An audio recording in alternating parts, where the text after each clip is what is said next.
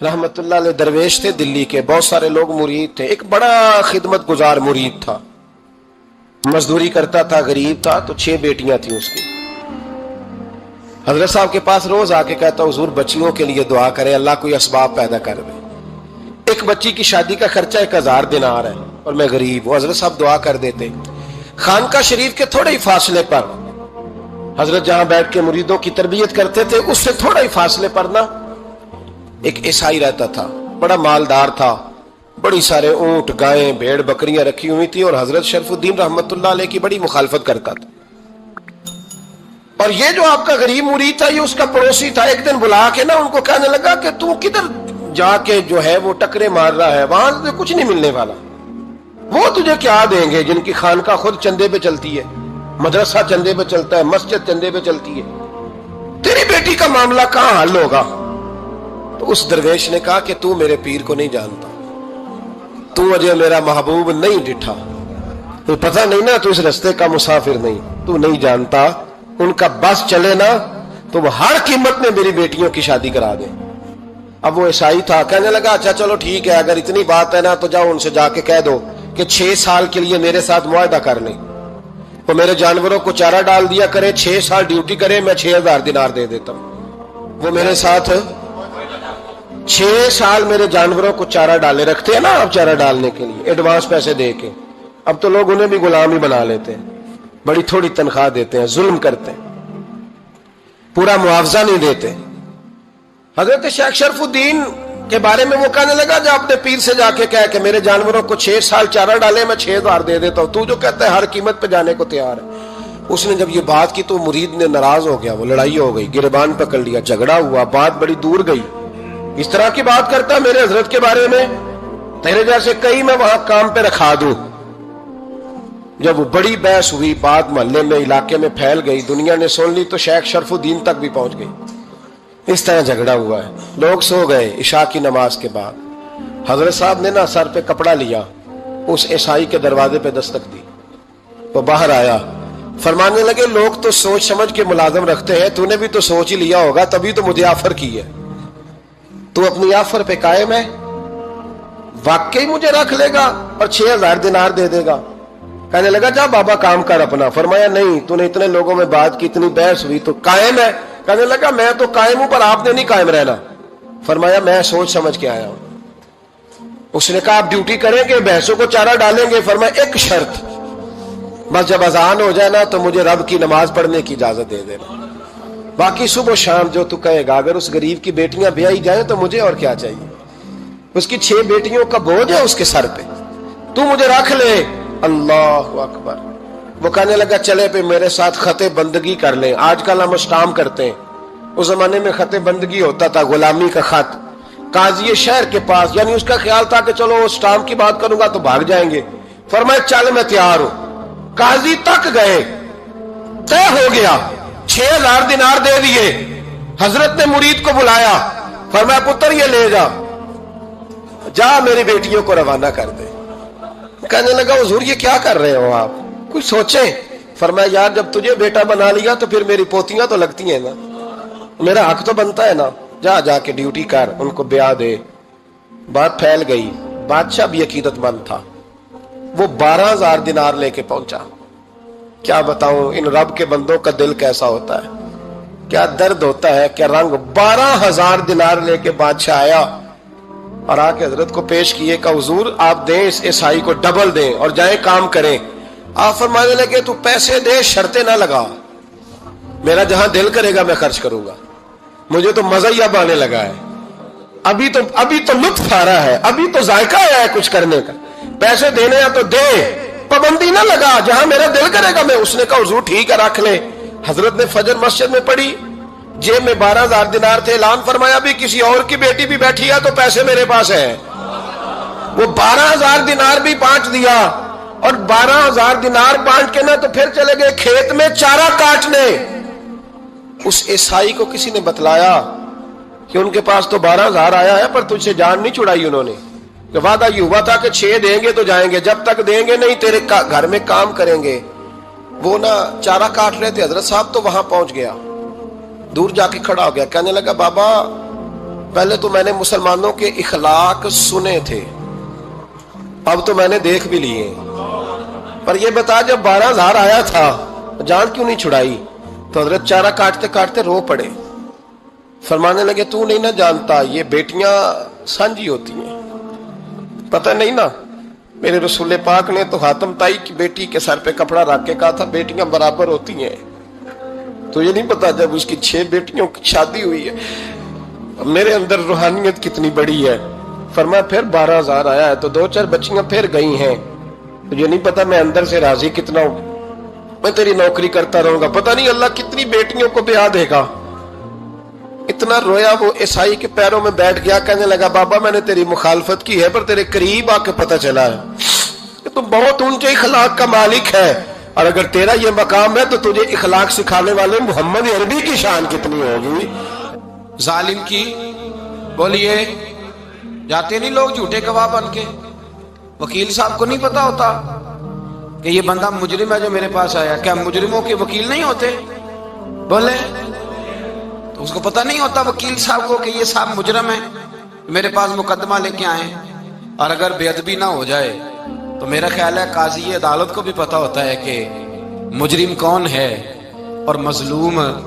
میرے نبی پاک صلی اللہ علیہ وسلم نے اس قدر زیادہ سختی فرمائی اس مسئلے میں، فرمایا جس کو پتا تھا کہ فلاں آدمی ظالم ہے، ظلم کر رہا، پھر وہ ظالم کا گواہ بنا یا اس نے ظالم کی مدد کی، کتنی کی؟ شارحین لکھتے ہیں چاہے اس نے ایک جملہ بول کے کی، چاہے ایک، سارے بولیے، چاہے ایک غریب کو اس نے ظلم کیا تو کہتے ہیں علاج یہ سی، چاہے ایک جملہ بول کے کی، شارحین حدیث کی شرح میں لکھتے ہیں ایک جملہ بول کے چاہے مدد کی، جس بندے نے کسی ظالم کی مدد کی کسی مقدمے میں یا کسی صورت میں اور اسے پتا تھا یہ ظالم ہے، میرے نبی پاک صلی اللہ تعالیٰ علیہ وسلم فرماتے ہیں اگر اس نے مدد کی، ابھی ظالم کی بات نہیں ہو رہی، ظالم کے مددگار کی بات ہو رہی، اگر کسی نے ظالم کی مدد کی تو حضور فرماتے ہیں خدا بھی اس سے بری و ذمہ ہے، رسول بھی اس سے بری و ذمہ ہے۔ سنبھال کے رکھے اپنی نمازیں، قربانیاں، حج، زکوٰۃ سنبھال کے رکھے۔ اگر ظالموں کا مددگار ہے، الیکشن آ لینے دے، آپ کو نظر آ جائے گا کون کون ظالموں کا مددگار ہے، نظر آ جائے گا۔ اپنی جیب سے لوگ پیسے دے کے ظالموں کی مدد کریں گے، ان کے فلیکس چھپوائیں گے، بورڈ لگوائیں گے، جیبوں سے پیسے دے کے۔ ہم نے خود آگ لگائی ہے چمن میں اپنے، بے سبب گردشی ایام کو الزام نہ دو، ہم نے خود نور کا ظلمت سے کیا ہے سودا، کر کے توہین سحر شام کو الزام نہ دو۔ ظالموں کے مددگار میدان میں آ گئے، یہ چھوٹا لفظ نہیں، میرے حبیب پاک صلی اللہ علیہ وسلم نے فرمایا جو ظالم کا مددگار ہے سن لے جو سجن کے ساتھ کچہری جاتا ہے، وہ یاد رکھے جو دوست کا گواہ بنتا ہے، وہ یاد رکھے جو کہتا ہے میں مانگی گیا تھا، مجھے بلایا گیا تھا قبضہ چھڑانے کے لیے کسی غریب بیوہ کی جائیداد پہ، کب وہ سن لے تو مدد کر کے نہیں آیا، تو خدا کے ذمے سے نکل گیا ہے۔ رسول پاک نے فرمایا تیرا میرا تعلق ختم ہو گیا، تو ظالم کا مددگار ہو گیا۔ پھر تو کہتا میں بے چین ہوں، میں بے قرار ہوں، میں آزمائش کا شکار ہوں، پلٹ کے دیکھ تو صحیح تیرا گناہ کتنا بڑا ہے۔ میرے نبی پاک صلی اللہ علیہ وسلم کا ایک اور فرمان سن لیں، ابن ماجہ ابو داؤد میں موجود ہے، اس حدیث کو آپ نے یاد کر لینا ہے، کر لیں گے انشاءاللہ، سارے کہیے انشاءاللہ، کر لیں گے یاد۔ حضور صلی اللہ علیہ وسلم نے فرمایا اگر تو ظالم کی مدد کرے گا نا، یہ لفظ دل کی تختی پہ لکھ لینا، یہ مکافات عمل ہے، مکافات عمل دنیا، ادھر کرو گے تو ادھر بھرو گے۔ فرمایا اگر تو کسی ظالم کی مدد کرے گا، سن لے حضور کا فرمان ہے، اگر تو ابن ماجہ ابو داؤد سیاہ میں موجود ہے، فرمایا اگر تو کسی ظالم کی مدد کرے گا تو رب تعالیٰ مرنے سے پہلے تیرے اوپر بھی ظالم کو مسلط کر دے گا، تیرے اوپر بھی ایک دفعہ ظلم ضرور ہوگا اگر تو ظالم کی، وہ کسی صورت میں بھی ہو سکتا ہے، کسی صورت میں بھی تیرا بیٹا ہی اٹھ کے ظلم کر دے گا، تو الجھ جائے گا، کسی نہ کسی جگہ تیرے لیے تباہی کا سامان ہوگا، تیرے اوپر ظلم ہوگا، اس لیے کہ تو ظالموں کا مددگار ہے۔ چاہیے یہ تھا کہ تو مظلوم کی مدد کرتا، انسانی ایمانی یقین کا فریضہ سر انجام دیتا، تو ظالموں کا مددگار ہو گیا۔ ٹٹول کے دیکھ لیں، رزلٹ نکال کے دیکھ لیں، ہمارے زمانے میں ظالموں کے مددگار زیادہ ہیں، اتنی لمبی زبانیں نکال کے ظالموں کی مدد کرتے ہیں، بڑے بڑے کالم نویس اللہ نے انہیں قدرت دی لکھنے کی، تو اپنا قلم ظالموں کی مدد میں خرچ کرتے ہیں۔ وہ لوگ جن کو اللہ تبارک و تعالیٰ نے قدرت دی، ہمت دی، طاقت دی، کچھ لوگ ان کے حلقہ احباب میں، وہ اپنے لوگوں کو استعمال کر کے ظالموں کی مدد کرتے ہیں، ظالموں کی مدد کرتے ہیں۔ میرے نبی کریم سید عالم نور مجسم صلی اللہ علیہ وسلم نے فرمایا، اگر تو نے ظالم کی مدد کی تو جب تک تو توبہ نہیں کرے گا رب تجھ سے ناراض ہی رہے گا۔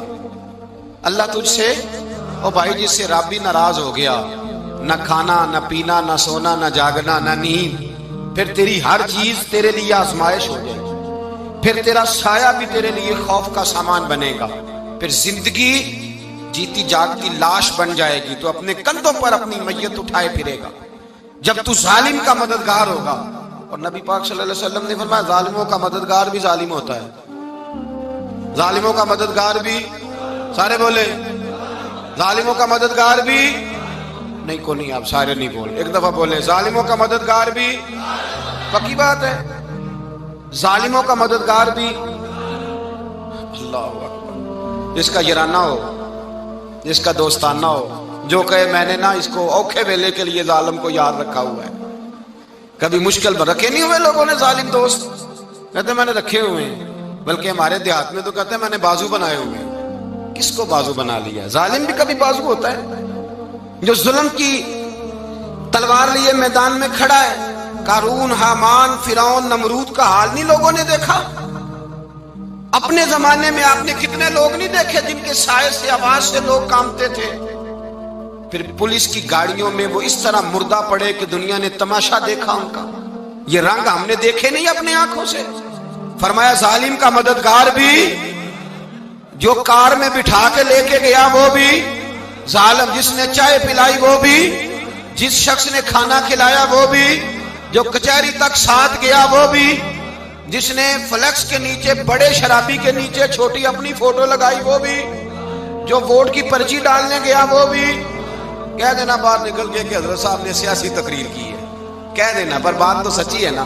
خو کرے ہم تو سے تھوڑا سا گلا بھی سن لے، خو کرے ہم تو سے تھوڑا سا بھی گلا۔ امام مالک کے پاس ایک بندہ آیا، اس نے کہا حضور میں درزی ہوں، ایک ظالم بادشاہ مجھ سے کپڑے سلواتا ہے، میں تو ظالموں کا مددگار نہیں نا۔ ایک ظالم بادشاہ مجھ سے، حضور میں تو مددگار نہیں نا ظالموں کا۔ جو فرمایا ظالموں کا مددگار بھی ظالم ہوتا ہے، تو کپڑے لے کے آتا ہے میں سی کے دے دیتا ہوں، ذمہ داری نہیں۔ یہ ایک آدمی دکاندار ہے، اس سے کوئی بندہ چیز خریدنے آئے گا تو تھوڑی کہے گا میں نے نہیں دینی، تو دے گا۔ کوئی بندہ اگر کسی شخص سے کوئی کام کہتا ہے جو اس کی فیلڈ ہے، اس کا شعبہ ہے، اس کا معاش کا وہ سلسلہ ہے، کہتے ہیں یا رسول اللہ صلی اللہ علیہ وسلم ظالموں کا مددگار بھی ظالم، حضور نے فرما دیا۔ تو امام مالک سے بندے نے مسئلہ پوچھا، دل کی تختی پہ لکھنے والی باتیں ہیں، کہا حضور میں درزی ہوں، ظالم کپڑے سلواتے ہیں، میں تو مددگار نہیں نا۔ امام صاحب کہنے لگے نہیں، مددگار تو وہ ہوگا جو تجھے سوئی دھاگا فراہم کرے گا، تو پورے کپڑے سی کے دیتا ہے، تو خود بہت بڑا ظالم ہے، تو پورے سوٹ سی کے دیتا ہے، تو بہت بڑا ظالم خود ہے۔ مددگار تو وہ ہوگا جو تجھے دھاگا دے گا، جو تجھے بٹن دے گا، جو تجھے نلکی دے گا۔ جو ظالم سے اتنی نفرت ظلم کر کے بندہ ہے، یہاں تو ہمارے زمانے میں ہیرو بن جاتے ہیں لوگ، ظالم ہیرو ہے، لوگ اس سے ڈرتے پھرتے ہیں، گھومتے پھرتے ہیں، اور بہت سارے کم مزاج لوگ اس کے پیچھے ہاتھ باندھ کے پھرتے ہیں۔ ظالموں کی مدد کرنا، ظالموں کے ساتھ رہنا، یہ ظلم ہے، ظلم، یہ زیادتی ہے۔ میرے نبی پاک صلی اللہ تعالی علیہ وآلہ وسلم نے ارشاد فرمایا، یاد رکھو رب فرماتا ہے میں مظلوم کی مدد ضرور کروں گا، چاہے جلدی کروں چاہے دیر سے کروں، میں مظلوم کی مدد۔ اور حضور صلی اللہ علیہ وسلم نے فرمایا ہے، حضرت معاذ بن جبل کہتے ہیں حضور نے مجھے یمن کا گورنر بنایا، جب میں جانے لگا نا تو حضور نے بڑی نصیحتیں کی، بخاری میں موجود ہے، فرماتے ہیں جب میں پلٹنے لگا تو میرے رسول نے فرمایا معاذ ایک منٹ ٹھہر جا، ایک بات میری یاد رکھنا، اس کو نہ بھولنا۔ کہا حضور کیا؟ فرمایا دیکھنا کسی پہ ظلم نہ کر بیٹھنا، کہیں تجھ سے زیادتی نہ ہو جائے۔ محبوبہ پھر حضور نے فرمایا سن میرے معاذ، میں تجھے گورنر بنا رہا ہوں، زیادتی نہ کر بیٹھنا۔ یا رسول اللہ صلی اللہ علیہ وسلم کیا ہوتا ہے؟ تو میرے کریم نے فرمایا جب مظلوم دعا کے لیے ہاتھ اٹھاتا ہے تو عرش کا مالک کہتا ہے فرشتوں پیچھے ہٹ جاؤ، عرش کا مالک کہتا ہے فرشتوں پیچھے ہٹ جاؤ۔